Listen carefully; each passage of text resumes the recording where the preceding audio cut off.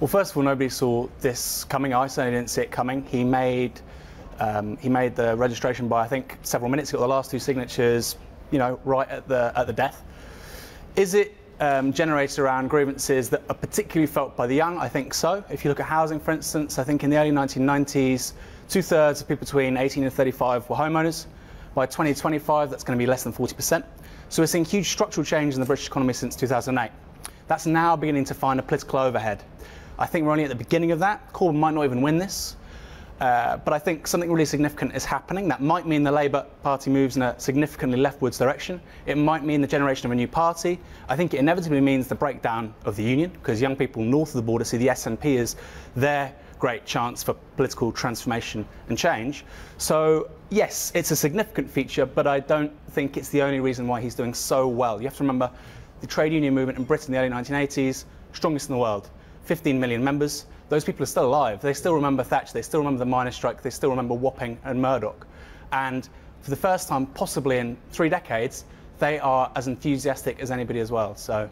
But is this going to translate into actual electoral success at the ballot box? I mean, I think that's the real question for the Labour Party at the minute, isn't it? Because it's all very nice having this great engagement and people signing up, but are these people definitely going to still, in 5 years' time, want to back him electorally? And is he going to be able to have a broader appeal to actually get into power and enact these policies?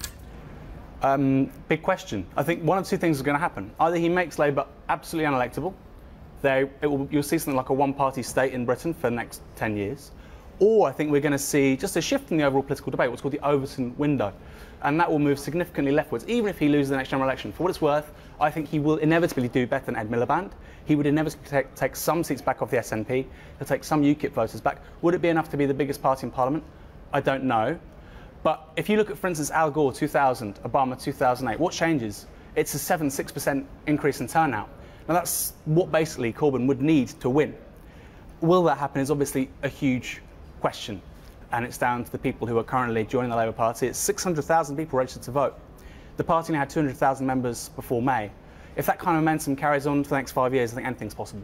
Erin, you're Director of Digital Strategy. That's what your name suggests, or your title suggests.